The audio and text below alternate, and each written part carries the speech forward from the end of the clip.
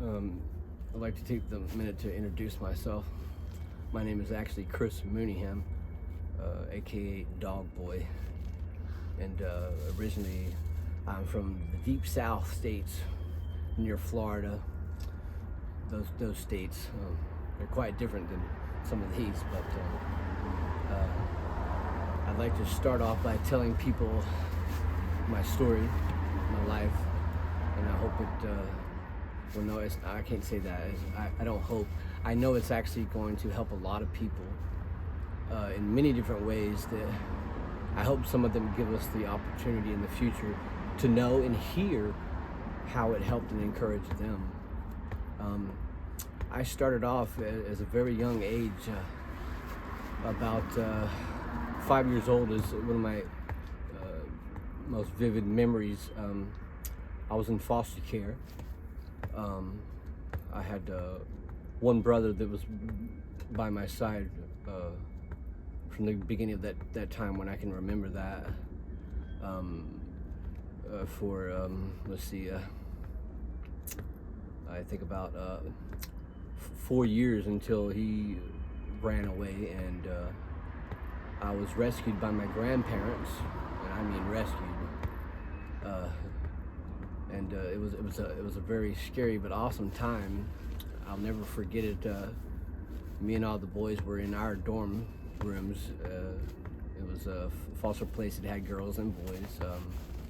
We all got woken up late in the evening where we had already been asleep by a man being very loud. A few of us got up and ran to the door and opened it, and we see this big, large country man, like, that had a hand that he could just cover your whole face, and he was just a very large man. He was dragging 3 grown-sized men, talking, and they were saying, "Sir, you can't do this, you can't do this, you can't come in here like this." And he was like, "Oh, hell no, I can't. Ain't nobody gonna stop me from getting to my grandson." And he started getting closer, and we all ran back in our rooms and started hiding under our beds. And when he got up to the door, he kind of slung it open, and we were all very scared.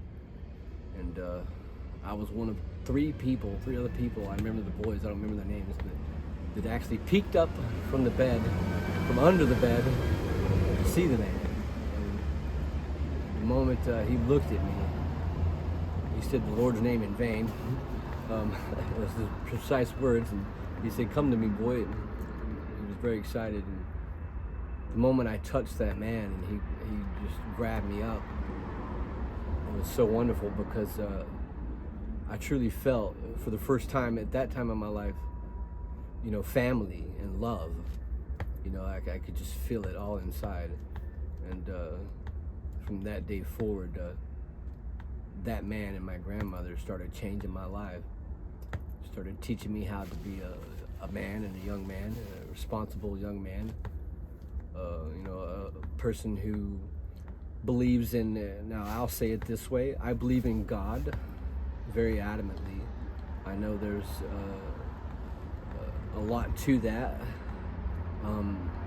We all, as humans, we all have gifts from God. Some choose not to see them, use them, or hear them. And some choose not to see, they just choose to live lives like everyone else thinks they should, looking like others and this, that, and the other. But I want everyone to remember that if you take the time to listen to that other voice in your head that always tells you when you're doing something slightly wrong, or when you're doing something maybe mean or bad, that you should take the time to listen to that more clearly. And when you do something good, because that's it's a gift, and every human has it. No matter what color we are, we all have that inside of us. And I believe we all need to listen to that more, and remember that we're all human, and we're really all the same, to try and at this time, at this day and age now, it's considered the age of technology, but I believe it's one of the next biggest labels for this day and age would be, it would be the age of together and growth, because so I've seen so much progress and so much love from black communities that it's just, I don't know how to speak it. It's been wonderful. And other mixed communities, because I've been in them most of my life, and I've seen the changes, the slight changes, and I've seen some of the pain from some of the people that they had to go through. That I've been in my past. I've been so hurt for other people that had to struggle, being different and being, judged and called things that they're not. I want, and this is coming from me, I want all black men and women, all wonderful people they are, to understand that I see a lot of y'all for who you are. I see how beautiful y'all are inside and out. And I know it's still very scary, but I want y'all to know that personally I have confidence that black people are going to be the new wave of hope. And because they have the biggest voices I've ever heard many different times. They're the ones that can love more than anyone I've seen most of my life, and then still turn around and cuss you out for doing something stupid, but giving you the tough love too that you need, because life ain't easy. So why should you always be easy? But so now I'm gonna step back to my grandparents. Coming up with my grandparents, my grandfather, he was a master carpenter. He was a cabinet builder. He basically did everything inside and outside of a home. I mean, he ran heavy equipment. We had a farm, and we had everything you can think of in a place named Vernon. I'll just say that. It's an old country place. Like every neighbor was like 5 miles apart. We had cotton. We had every vegetable you could think of. Apple trees. And I hated the okra. God, it killed me going through that okra. It was so itchy. But they lived off the land also. They had pigs and cows and things like that they sold to make money to keep things going. But my grandparents, they were very hard-working people, and they taught me everything they knew, and they always raised me to be honest. And this was very important to them, and it stuck with me for the most part. I've been mostly honest. I can't say I've been completely honest, because I have to face it. We all lie. We all make mistakes. That's what makes us human. But they later, after my grandfather had taught me everything he knew about construction, this, that, and the other, and how to be a young man, my grandmother started going fishing with us, and I met this little girl that actually followed me and my grandmother and my grandfather home on her bicycle one day. And my grandmother, being her, she went and put some cookies in the oven and made some tea and invited the young lady in. And whenever everything got done, she made me, how do I say that? She made me serve the girl, bring her the cookies, and my grandmother sat in there with me and the young girl. From that very first day she came over, she wanted to be my friend, and she was. And that first day when she left, my grandmother called me back into the living room and had me sit down, and she goes, "Son, I want you to understand something. It may be confusing now, but you'll understand later." But she said, "You're going to be with that girl, and she's going to be very special for you." She goes, "Time is short in many different ways, but I want you to understand that." And she said, "You're going to have a lot of things to learn, and a lot of things are going to get hard and difficult, but always remember that God is going to be there with you, and so will we." And so it stuck in my head. But this girl,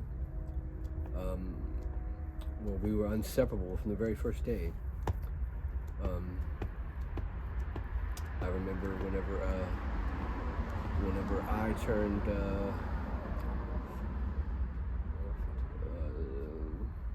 16 years old on the beach of Boston, Massachusetts.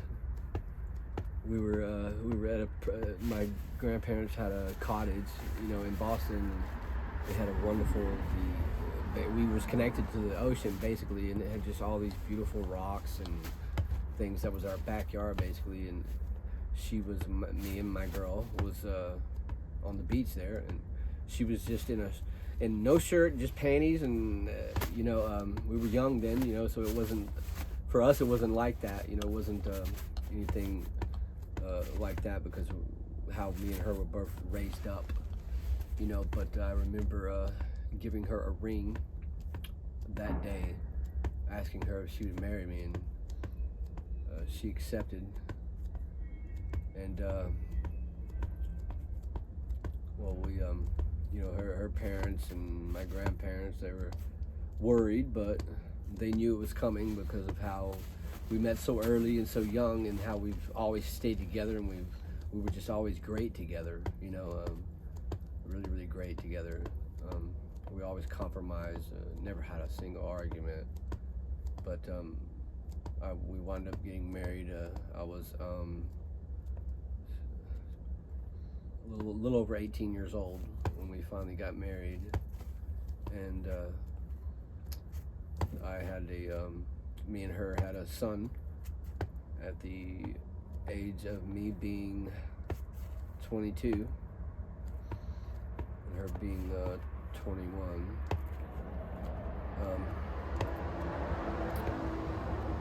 My little boy, we gave him the same name as me, and at the age of 2, her and my 2-year-old child was killed by an alcoholic, a drunk driver. He worked for a company. I was actually, I had left Boston, Massachusetts. I was in the deep south states, where I had put a down payment on a home. I had a horse pasture, a river, a creek in the back, all the way in the back past the horse field. I had been remodeling that home so my son and my wife could come move in there, but I wanted to get everything prepared first, so it was difficult not having them with me, but I was doing everything very quickly. And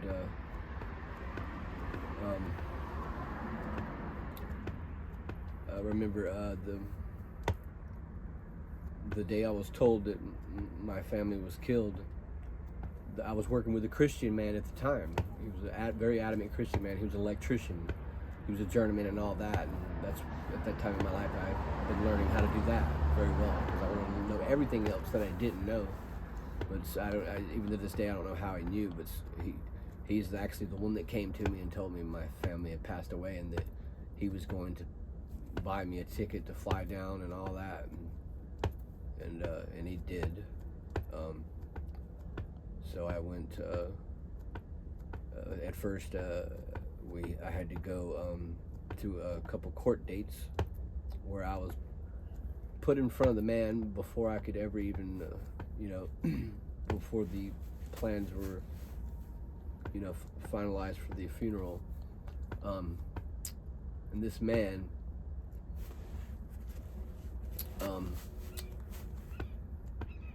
back then when this all happened, I was so blinded with anger and hurt that I didn't truly see the things that I saw, and I didn't understand them.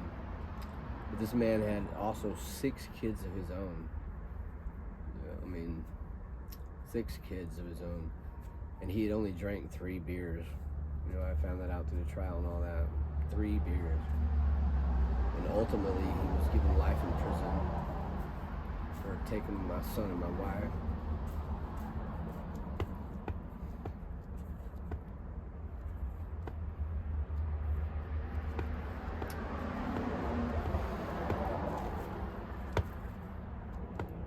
But my little boy, he looked just like me as a baby coming up. I remember the last time I saw him, I'll never forget it.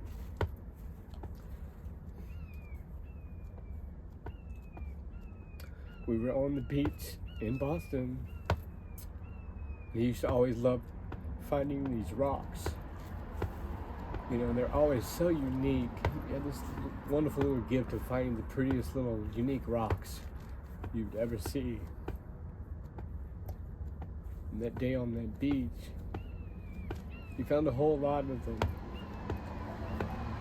But he found this really, really pretty, unique, and it looked like marble piece with some quartz mixed into the side of it. And when he asked me over to come look, I told him how awesome I thought it was. And the last thing I remember him saying to me is, well, I want you to have it. And I said, no, that's okay, you can have it. And he said, but you don't have none. And I want you to always be able to have a piece of me with you. That's exactly what he said, a piece of me with you. And he gave my wife one too that was very similar. But that was the last time that I got to see my son alive. It wasn't the last time I saw my wife alive, but it was the last time I saw him alive. He was pretty good at talking too. Very happy young man. Anyway, so at that time in my life, my grandparents, they were pretty much speechless through the whole ordeal. My grandmother looked quite confused, which I had never seen before. I'd never seen her so confused and, you know, without words.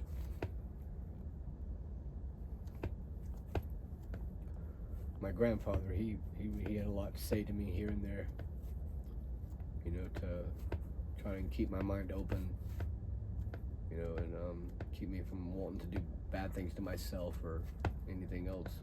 It was a pretty good crutch for me. And it was, you know, me and him were also, you know, we were real close. I was always up his butt, you know, ever since he rescued me. And that's what I say. But,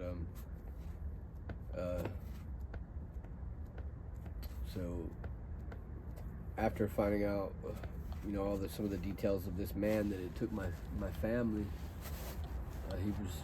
he was sentenced to life in prison. You know, and I remember him looking me in my face.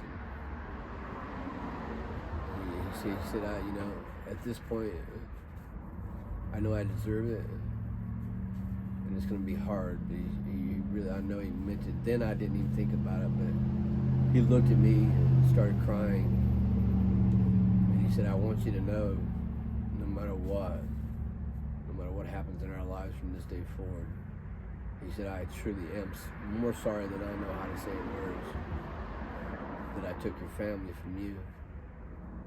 He said, because I don't know what I'd do if somebody took my 6 kids from me. And I actually followed this man all this time, even up till about 15 months ago, where I was able, you know, because of the judge and the district attorney and all them, you know, they enabled me to see his files and things like that. You know, he had accomplished so many different things for his family, you know, and helped them so much. Just even being in prison, like, helped them so much that a couple years ago, actually about 3 years ago, to be exact, I went and did it's called like a video conference, because I couldn't travel that far down there. I couldn't afford it. And I really just didn't want to, but I was able to speak to the judge and the I think it's called the district attorney or the prosecuting attorney or something. I can't remember the precise names, but I talked to them, and a lot of people may not understand what I'm about to say, but I understand it. God made sure I did, and I've understood it for quite some time because of trying to stay good and knowing God has been in my life all this time. That's the biggest thing that's led to what I'm about to say. The judge has agreed to allow me to have him released so he could be with his family, because I believe that he spent a lot of time in prison. He's done so many good things, and his family deserves to have their dad too. And I want people to understand that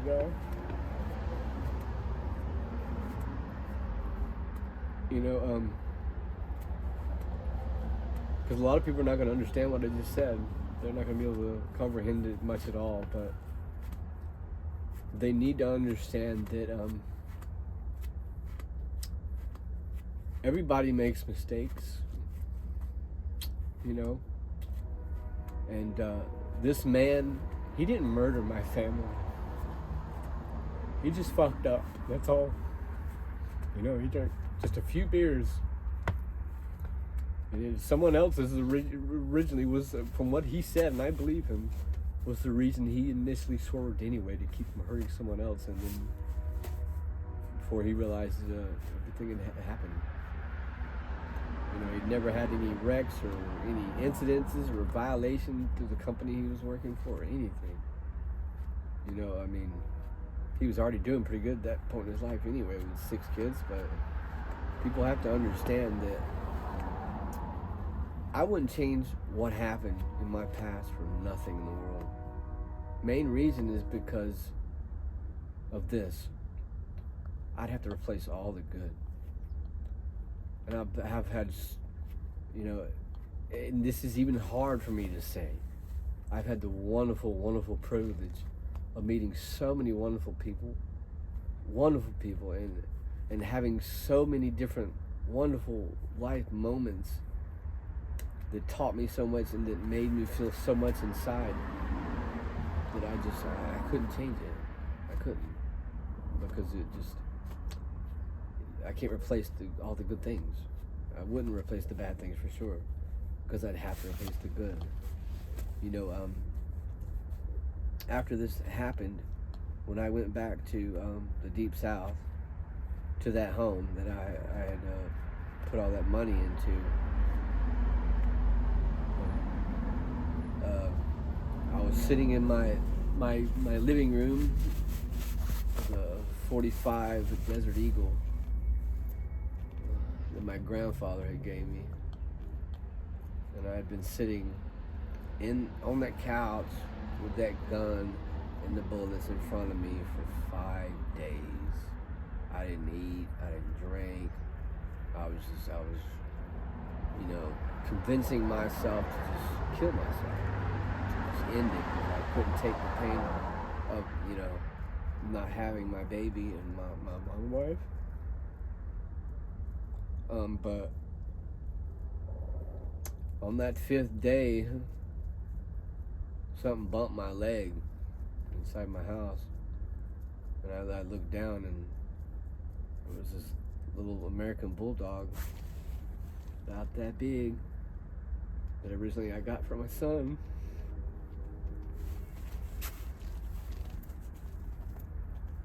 He bumped my leg, and I kind of snapped out of something, and I looked down at him. I said, "Oh my gosh!" I said, "How are you still alive?" Well, I haven't taken care of you at all. I totally forgot about you. And he looks at me and he goes, "Rrr." He barks and does his little dog speech, and I could tell he wanted me to follow him so I could go see. He wanted to show me what he'd been doing, and so I did. I got right up right away, and this little guy, his head was so big proportional to his body that he walked like this. His head leaned because he didn't have the strength yet to hold it up that right. He'd run into all kind of shit and look to see. He'd get embarrassed and look to see if anybody noticed. But anyway, I followed him through my son's room, through our room, and into the kitchen, where he hopped up on the kitchen chairs, the kitchen chair, on top of the table, and from the table over to the counter where the sink was, and he had chewed open a hole in the back of dog food, had been eating his own food, and went over to the sink, done like this with his little nose. He had a little scar on it. I don't know where he got that from, but he turned the water on and then turned it off.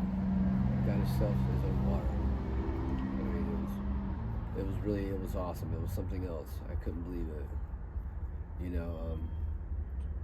And right after he got done showing me that, this wonderful man named Robert comes over. He was a neighbor, like 1, 2, 3 houses down from me. I had seen him around, but I really didn't socialize with him. But he comes over, knocks on the door, and I go to the door quickly, and as soon as I open the door, the man just gives me this irate, crazy look in the face. Looks, didn't come in my house yet, but he just kind of looks around real quickly, and he looks straight at my 45. And I was just in a different frame of mind, but I didn't think none of it. But I saw it, I watched him look at it, and then he just, excuse me 1 minute, and he kind of comes in, and I kind of move out of his way, and he reaches down, grabs my 45, walks outside my house. I'm falling right behind him because that's my grandfather's 45, but I'm like, what the hell are you doing? And he walks out of my front door to the left and goes down my driveway past my deck and out to the horse pasture, where he opens the gate, walks straight through it all the way to the very end, and there's our creek and river in the back, and just throws it right in there. And I got upset, very, very upset, and said, what the hell are you doing? Who do you think you are? Blah, blah, blah. And he looks at me and he says, look, man, I heard about what happened. I lost a child also when I was much younger, kind of like yourself. He said, I know what you're going through. He said, man, don't do it. He said, you got so much ahead of you. He said, you can do it. I'm going to start helping you to believe again. Because he said that he didn't have anybody there for him when he lost his child. And God just came to him, and he said, I ain't going to lie to you. I've never really known God, but God came to me. And I have to answer it. And he brought me a joint over, the first time I had ever smoked marijuana. And I did eventually smoke it, and it was all right. But not too long after that, I had basically let my depression overtake me, and I lost my home. Purposely, really. I mean, that's just the only way to say it. I purposely lost it. And that man Robert, he let me move into his home. He started trying to guide me, talk to me, things like that. Let me go to work with him here and there, cutting grass and doing other things. And didn't charge me no rent or nothing. And this was, I think, about 2 years. He was one of those kind of guys, like, he was pretty firm. Real serious about things, about gotta get up and do things and get it done. But he really actually loved me a lot. He cared for me, but he didn't say the words. He did it by show. He said them by showing. He was a wonderful man.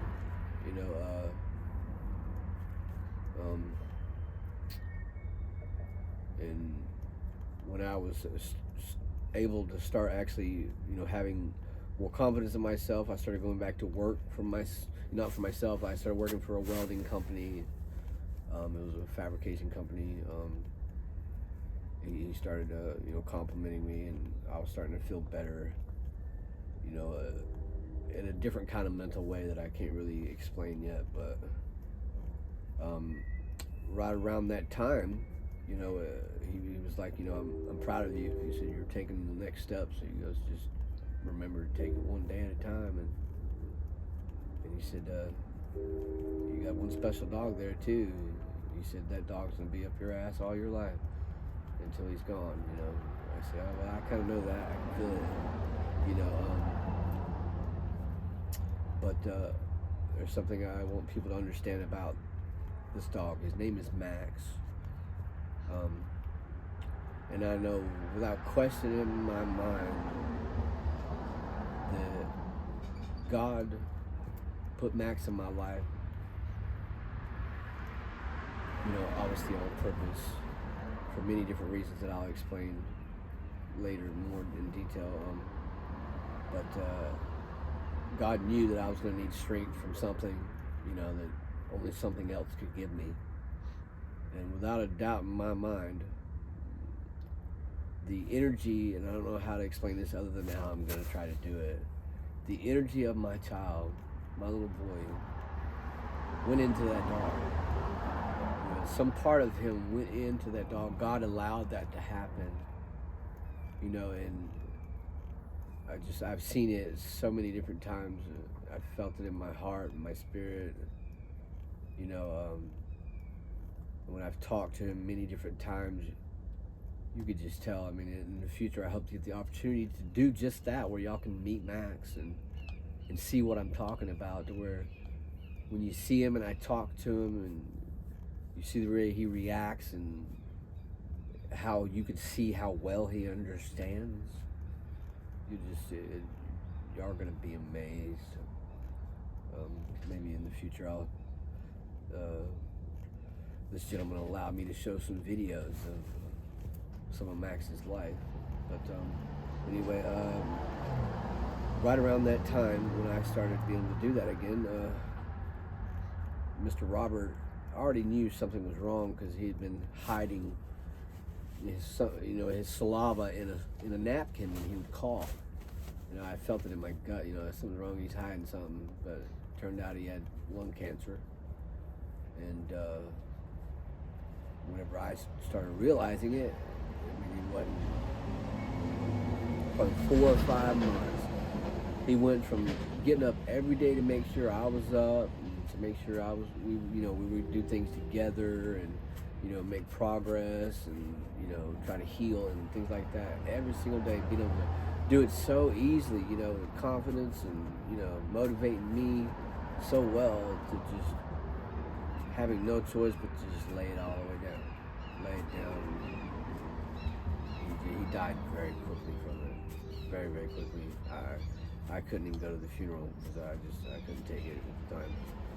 But from that time in my life was where I was, in a way, I was trying to find myself more with God and understand other things that I truly didn't think about in depth so much. But because of my grandparents, that man, and what had happened in my life, I decided to start traveling and trying to understand gifts that I know I've had since I was a young age from God. That we all have. We all have something, some gifts inside from Him. And so I did. I started traveling.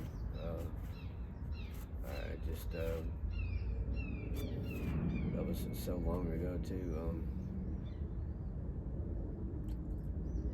So long ago. But during that time of traveling, I joined carnivals and did carnival things for a couple of years. I think about 3 years or something. Went all over the United States. Got to meet a lot of wonderful people. Had some pretty awesome experiences. A lot of shitty ones at the carnivals. Some people, let's face it, they're mean to people at carnivals. Sometimes people in the public and their kids are hard to deal with. But all in all, though, I really did. I had a pretty awesome experience doing the carnival thing and traveling and seeing so many different things. Me and Max, and at the time, obviously, I didn't remember and see certain things clearly.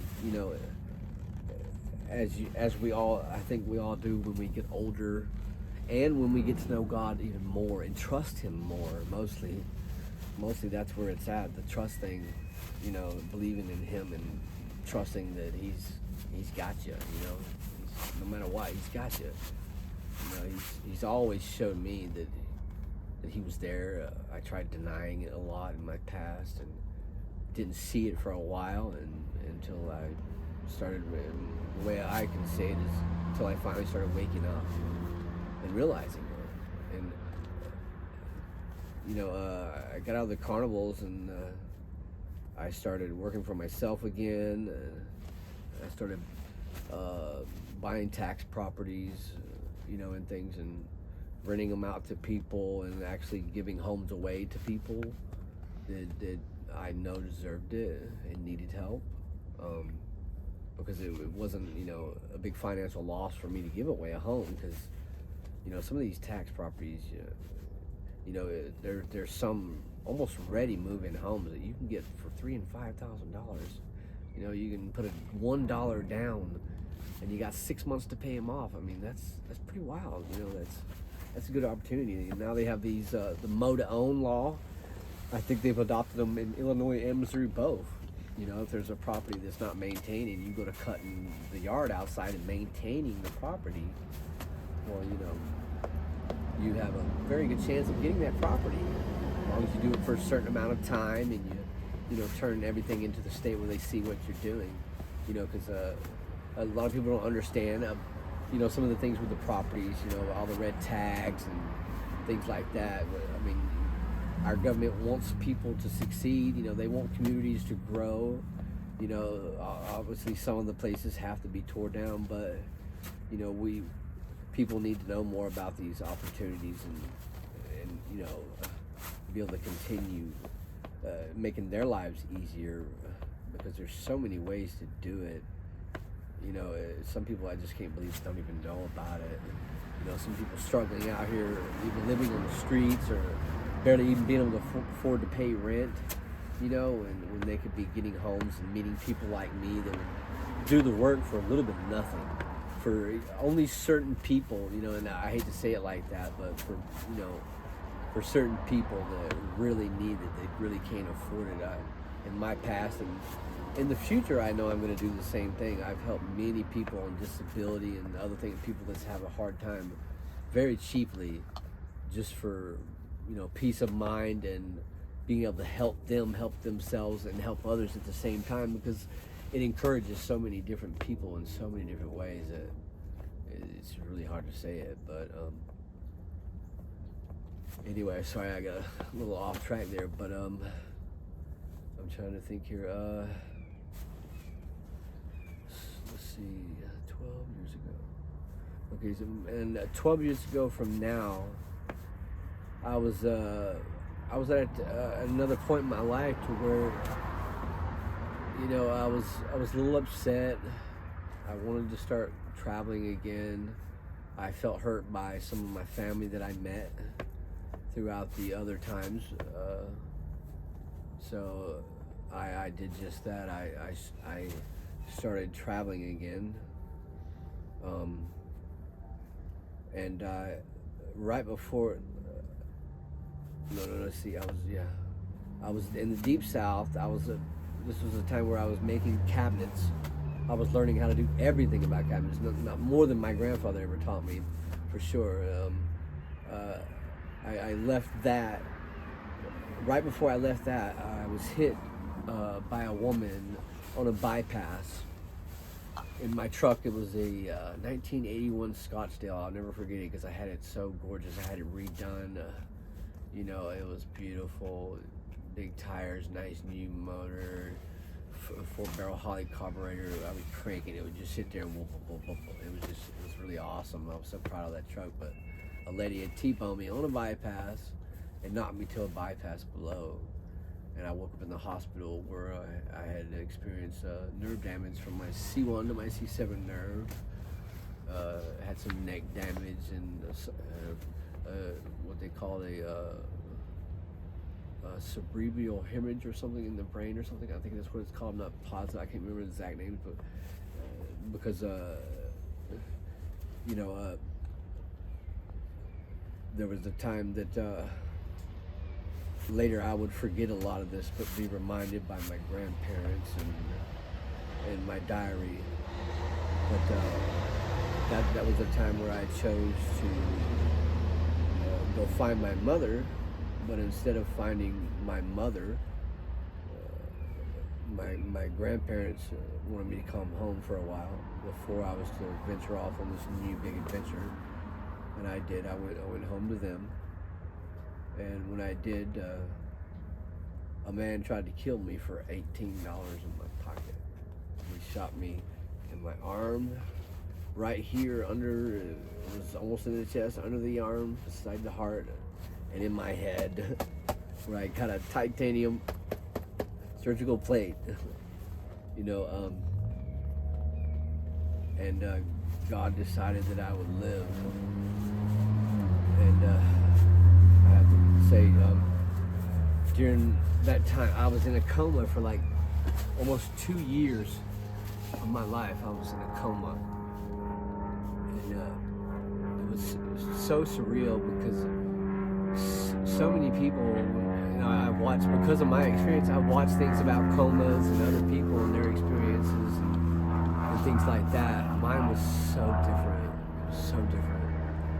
I could hear everyone and everything the whole time. But at the same time, I was living in a dream. A dream of a reality that just wasn't real, but I could hear everything. And every time people would come, I could hear them talking. I wouldn't hear every single thing, but I would hear a lot of it where people was talking to me. And every time my grandmother and my grandfather came,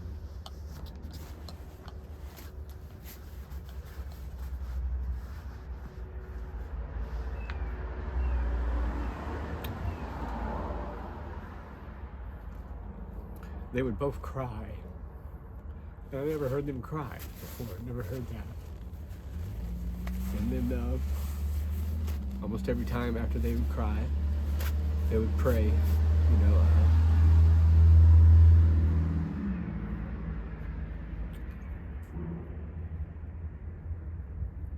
They always brought Max with them. And my grandfather would be on the right side of me, holding my right hand, and my grandmother would be on my left. And then they would always take baby Max and put him up on the bed with me.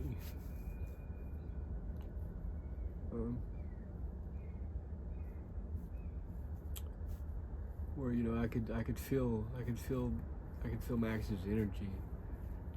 He was very well behaved and didn't really ever do anything out of hand. But when I came out of the coma, that very first day, my grandmother and grandfather come running in with Max too, on his little leash, because the hospital allowed it only because of my condition, and they knew my grandparents very closely for a long time. He came in with them too, and he was the only thing I could hear. He was just barking up a storm. He was so excited. He was turning in circles, hopping up and down, and doing like this with his feet. We all just looked at him for a little bit before they ever said a single word, and smiled and just watched him for a little bit. My grandparents came in there, and I was the first day I was a little bit confused. Like I knew who that dog was. I felt that these older people were my family, but that first day I just truly didn't know. But I could feel their love and everything, and they didn't really say much that day either. But eventually they told me who they were, and I said, well, because 3 or 4 days later I actually remembered. I started having flashbacks in my mind of who they were, and I started having or I'm not gonna say that yet, but I started remembering who they were. God was showing me so many different memories of them, and some other things in my life. And every time I would have these memories come back, my brain would hurt so bad I could barely stand it. But my grandparents, they took me back home. I couldn't hardly walk or talk or anything, and they couldn't afford the rehabilitation, so they did it for me. They helped me with it. Well, Max was there the whole time, and my grandfather and grandmother, they started noticing something different about Max and how he would respond and act. They realized that Max, every time before I would have a seizure, he would always let them know. And when they finally caught on to what he was telling them, they realized, wow, he knows when Chris is in danger of death and having these seizures. So they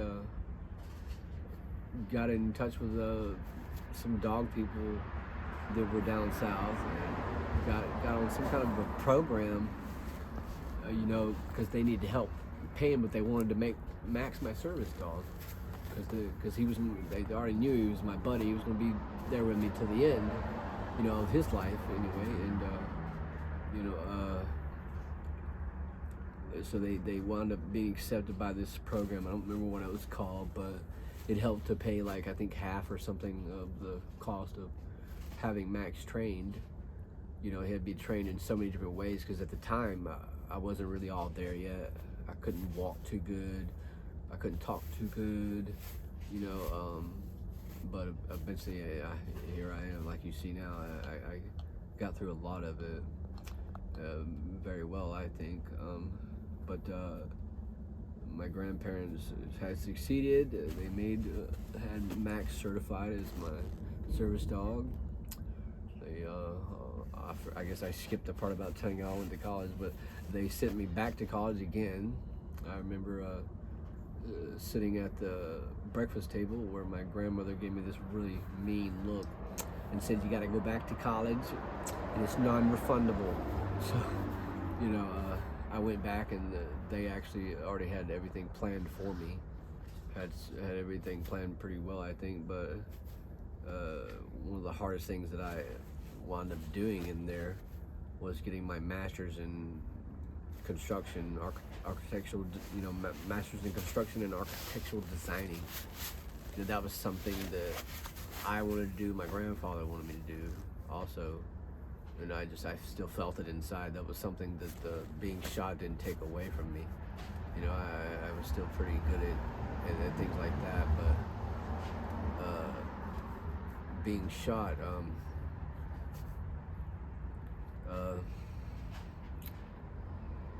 somehow being shot,